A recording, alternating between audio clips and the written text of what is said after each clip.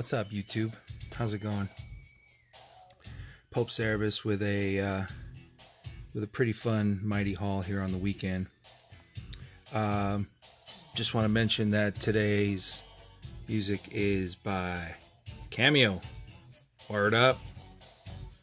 And I basically say that because, like, word up to Airborne Sapper, Mr. Rigor Mortis, Comic Fan, and all the vendors there at this weekend.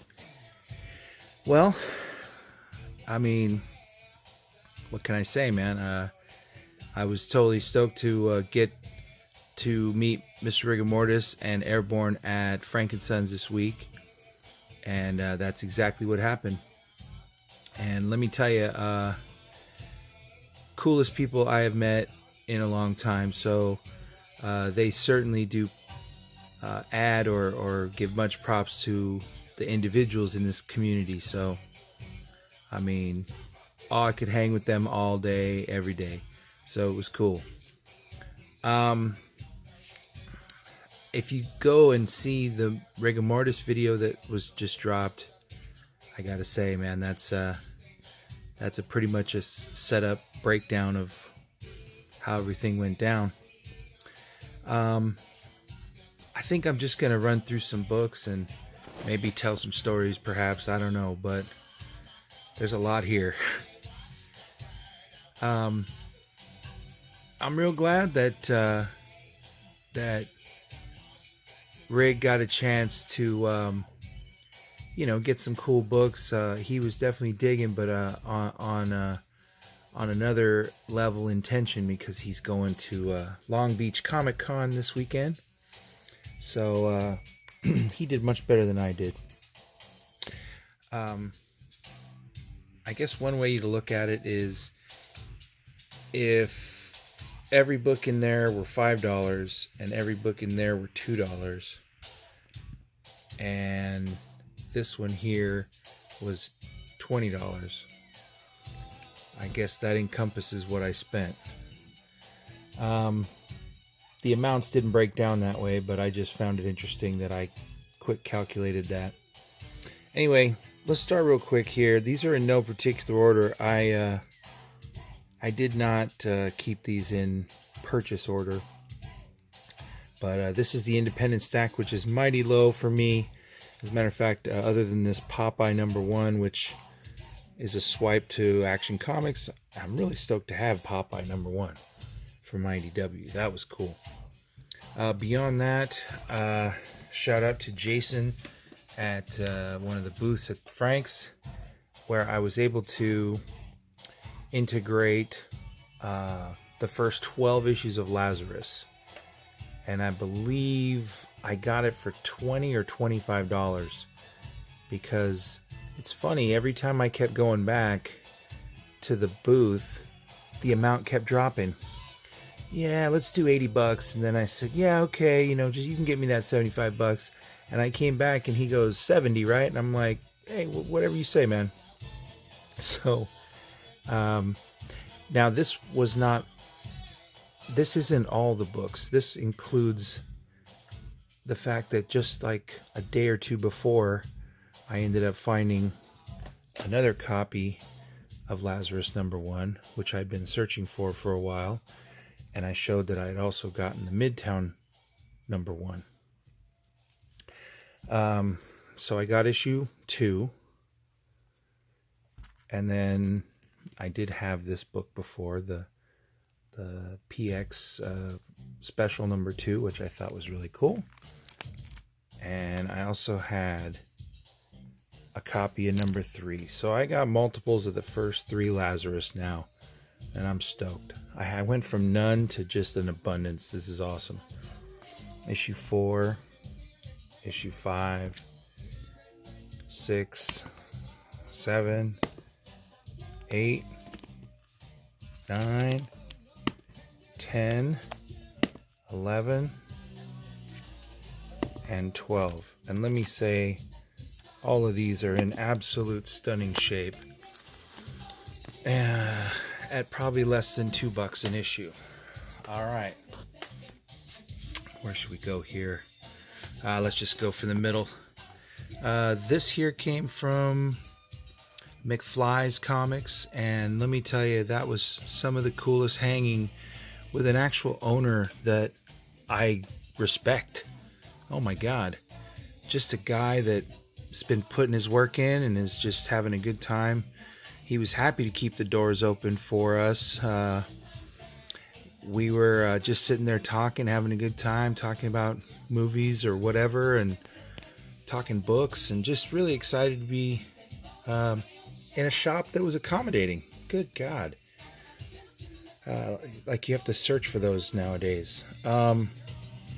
So big fan of Addy Granoff. So I managed to see this run of Widow. I'll be honest, I probably already have this, but I just love these covers, and I certainly could have them again, especially that one. Carnage 1, thought it was in good shape. I figured, what the heck.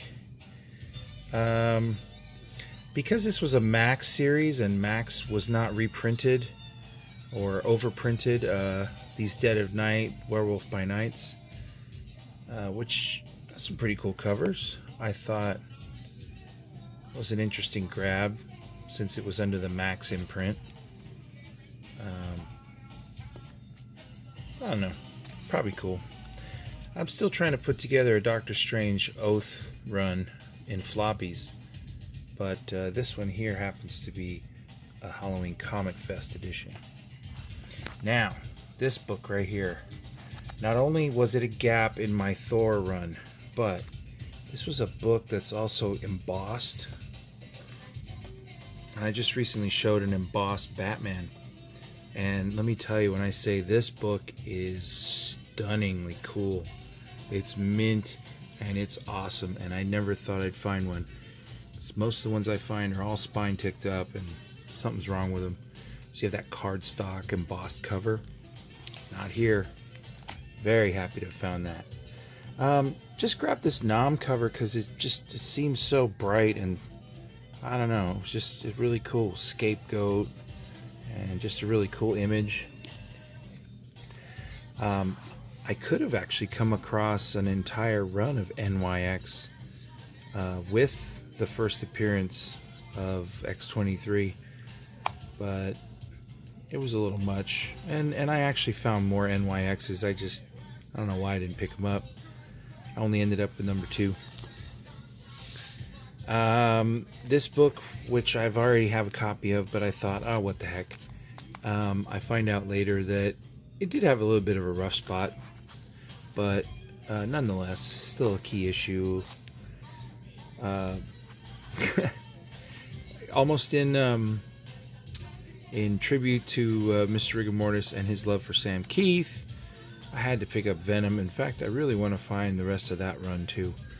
Bad Avenger showed that a long time ago, and I thought he was right on. That was a brilliant idea. All right, am I crazy, or did someone say like this book is just going out through the roof? I don't know if it is or isn't, but man, I managed to find one, and it was affordable, let's say.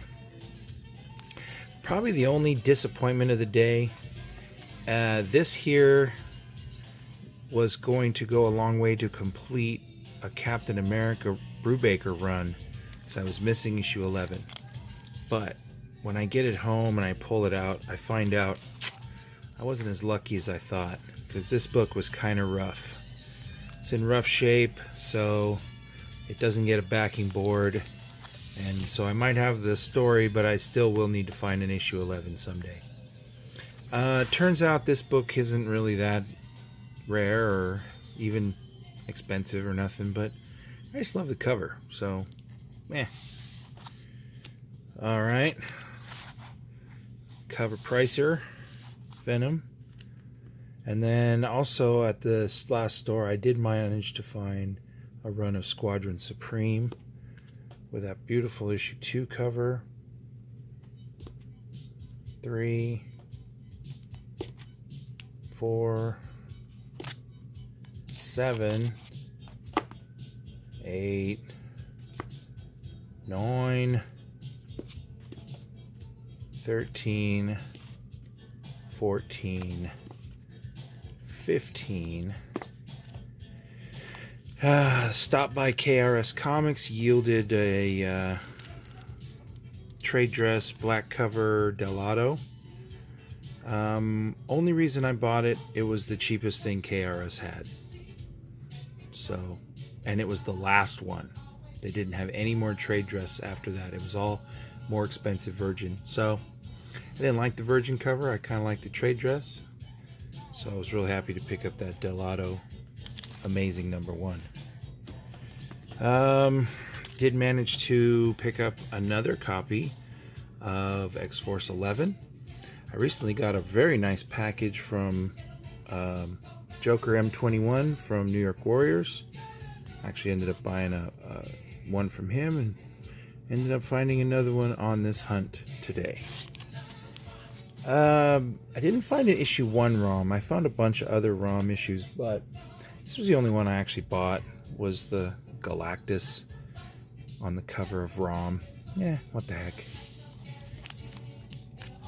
I was real happy early on to have found a wonderful, wonderful copy of issue 6, Logan's Run, with that solo Thanos story. And I was very happy when I picked that one up. Pretty cheap too. And this also is a very spotless spotlight. Warriors 3. I have a good run of spotlights, but I am missing these. And something associated with Thor, I got to get down with that, huh? Alright, we got Deathlock spotlights. I've been really wanting to pick up more of these missing Deathlocks after in Spotlight, so might want to get on those. Flawless copy of Marvel Team Up Daredevil. Love Daredevil, so had to go do that. I guess this was another slight disappointment. While this book in and of itself looks fantastic, I did notice down here in the corner that it kind of discolored, and I noticed this after the fact. If you see, it has a little bit of a discoloration. And I said, when I saw it, before I had taken it out, I said, looks like water damage. And sure enough, actually, the corner does have some water damage in that far corner, and then also on the back cover, a little bit of little rays of water damage on the back. But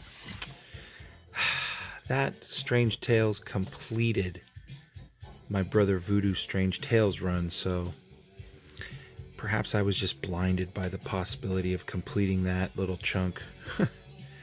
And then finally, probably some of my happier purchases were these really, really nice Submariner run fillers. I mean, there's nothing amazing about them, but they are sweet. Very good condition. Couple spine bends. I mean, I wouldn't call them ticks. You know, they're just those little minor stressors that I don't know, everyone claims they can press out. Okay, that's cool. Great cover here. Submariner. So that was solid. Now, as we move over into the DC, very happy. I've always wanted to have a copy of this cover. Blitzkrieg number 1, excuse me. This is cool. As a matter of fact, I found 2, 3, 4, and 5 of Blitzkrieg, and I'm not sure why I didn't pick those up as well. Maybe the condition, I don't know, but it would have been cool to have anyway. Frank Miller's Ronin. This goes to actually complete my Ronin run. Last video a while back, I said, oh, I completed my Ronin run, and I picked up an issue 4. Well, turns out I didn't need 4, I needed issue 3. So now there I am with a Ronin run, and actually several extra issues. I think I have extra 1, 4, and 5. So halfway to a second set on that. Really love this. This was Greg Rucka, Death of the Maidens, Batman. Thought it was cool. Had to pick that up. I had both the week 9 and the week 11 first Kate Kane, but wanted a little too much for the 11 and I put it back. This was a little bit more affordable and a recent possible key pickup for issue 952. Middleton Aquaman #1, just didn't have it. Really looking at Batman Detective in the 800s. I've been trying to piece together that run ever since my second or third video ever on YouTube was about these wonderful detective runs that I bought on the cheap and they got destroyed in shipping. So I had all these set, but foiled again, huh? Alright, I'm running out of Cameo, but I still got some more books. This was an upgrade or possibly a run filler to complete my Dark Victory run, Batman. Very nice. This obviously, not that much of a key issue. There's some variants out there, but I didn't have it, so I figured I'd pick that one up. Other than, I believe now, issue 8, my Long Halloween is doing better. I'm just missing that one issue now for a complete Long Halloween run. Fill-in issue for Batwoman that I didn't have the regular cover, and I just really liked that cover, so that was cool. Jenny Frison Detective Comics. That was a nice pickup. Very happy about that. And J.G. Jones. Not my favorite Jones, but it still was a Jones with a metal tie-in. Really happy to have started to find these. Based on a conversation that I had about a book that I picked up, that Batwoman. I've been starting to see all these issue 32 and the new 52, the bombshell cover that went across all the titles. But I thought Justice League Dark, that would be a nice one to have.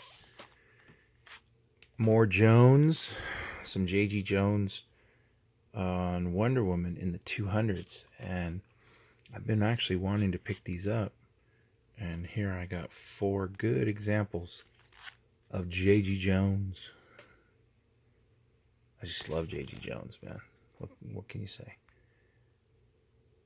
Alright. It was 207, 218, 219, and 221.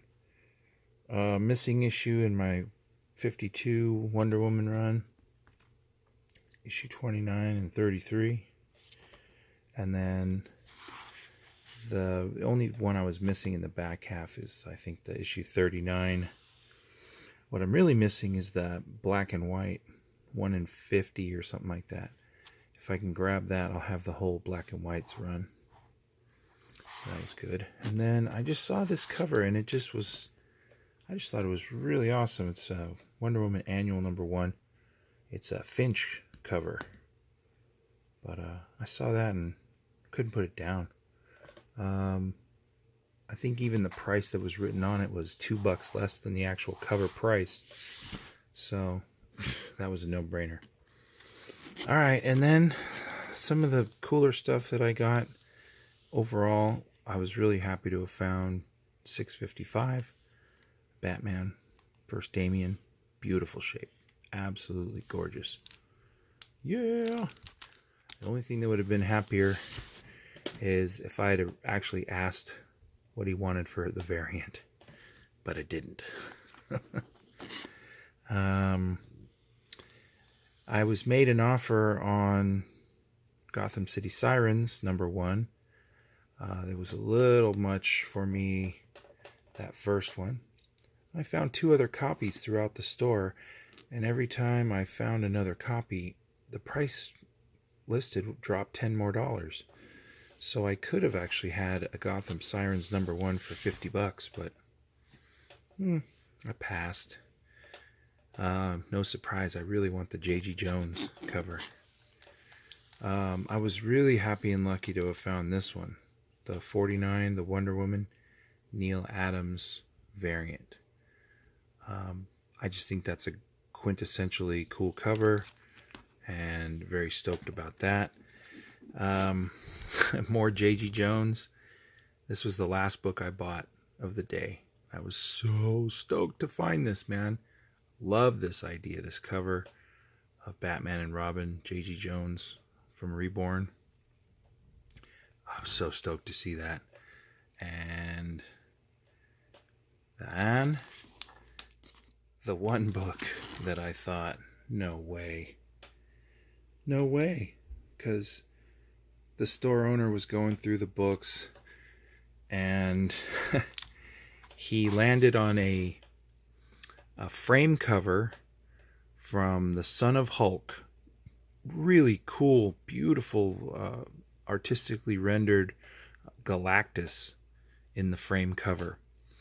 And I said, oh man, I want to buy that, because I sent Airborne Sapper a picture.